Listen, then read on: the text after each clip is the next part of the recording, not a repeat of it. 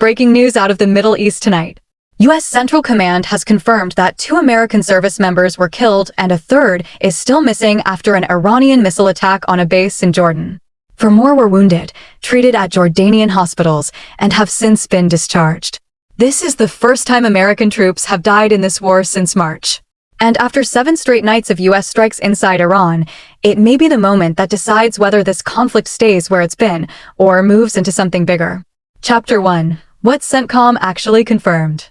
Central Command's statement was precise and deliberately limited. On July 17th, 2 U.S. service members in Jordan were killed in action as CENTCOM and partner forces defended against Iranian ballistic missile and drone attacks. A third service member remains missing in action. 4 additional troops were medically evacuated to hospitals in Jordan and have since been discharged. Others evaluated for minor injuries have already returned to duty.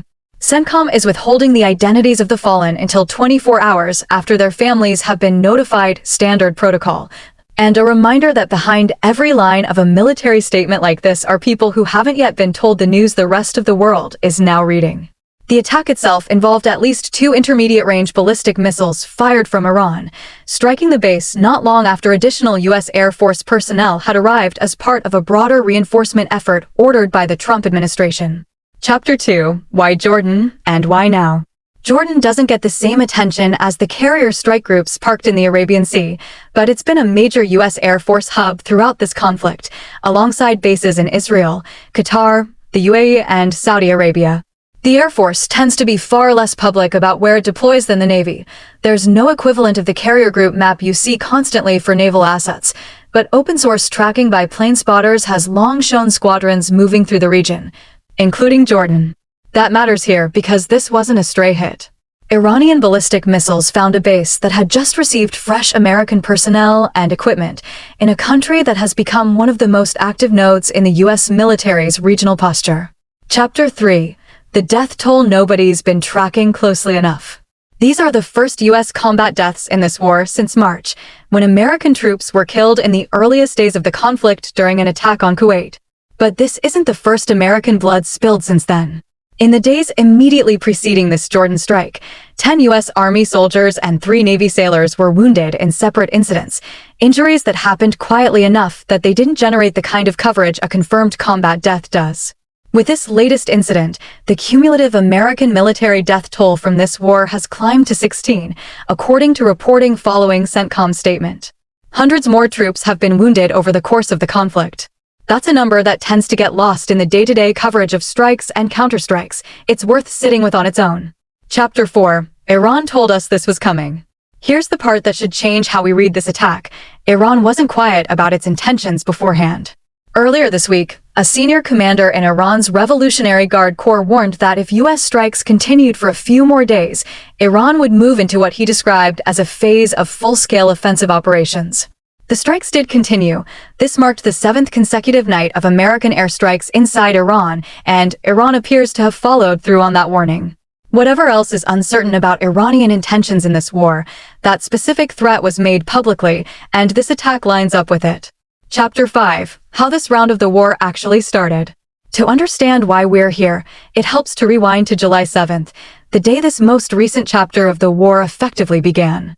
President Trump was in Ankara for the NATO summit when Iran struck 3 commercial ships transiting the Strait of Hormuz, vessels that had nothing to do with military operations. Just commercial shipping trying to move through one of the world's busiest maritime corridors. According to officials, that specific incident is what visibly angered the president. Iran, in the administration's view, had broken the terms of the Memorandum of Understanding that had been holding a fragile ceasefire together. Trump's public response was blunt. The ceasefire was over. That declaration became the trigger for restarting major combat operations in the skies over Iran, and the Pentagon has been steadily expanding its target list ever since, from Karg Island, aimed at choking off Iran's oil export infrastructure, to the bridges around Bandar Abbas, Iran's largest commercial port, sitting directly on the Strait of Hormuz. Chapter 6. The strait nobody can actually use. The stated U.S. goal in all of this has been to reopen the Strait of Hormuz to commercial traffic. The practical result of the airstrike campaign has been the opposite. Traffic through the strait has slowed to a trickle since this latest round of strikes ramped up. It's now been more than 2 months since a U.S. warship last made the passage through the strait itself. That's worth sitting with.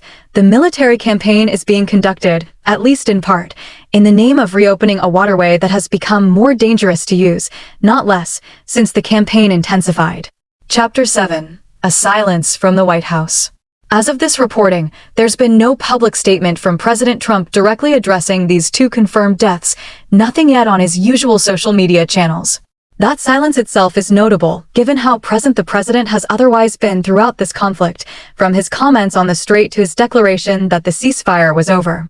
The real question now is whether this changes the administration's calculus at all. Early in this war, when reporters asked directly what would happen to the strategy if American troops started dying, the answer from the administration, echoed separately by the Secretary of War and by military leadership at Pentagon briefings, was consistent. Casualties are part of war, and they're treated as an inevitable cost of continuing the campaign, not a reason to reconsider it. If that framework holds, these 2 deaths likely don't slow anything down. They may, if anything, accelerate the reinforcement that was already underway. Chapter 8. The buildup that was already happening. Because here's what was happening in the region even before the strike: significant American reinforcement across multiple branches. Dozens of additional refueling aircraft have been moving into the region, including to bases in Israel. More fighter squadrons have arrived in Jordan, and F-16 squadron redeployed from Germany, alongside F-35 stealth fighters. Some F-22 Raptors have reportedly left the region recently, but that's read as rotation rather than drawdown. The broader picture is one of an administration adding firepower, not reducing it. That buildup draws from U.S. Air Force assets based in Germany, Italy, and the continental United States, on top of everything already stationed in the region. In other words, this is not a military posture that looks like an off-ramp. It looks like preparation for sustained, and possibly expanding, operations. Chapter 9. A region absorbing the fallout. Jordan wasn't the only country hit around this same window. Reporting since this strike indicates Kuwait detected and intercepted hostile ballistic missiles and drones in its airspace, with Kuwait's national oil company describing severe damage and some injuries at one of its key oil sector facilities. Qatar's foreign ministry condemned renewed Iranian attacks against Jordan, Bahrain, and Kuwait in the strongest terms, describing them as a violation of those countries' sovereignty and international law. Jordan's armed forces separately said they intercepted 10 Iranian missiles in a single overnight period, the highest single night count of this latest cycle.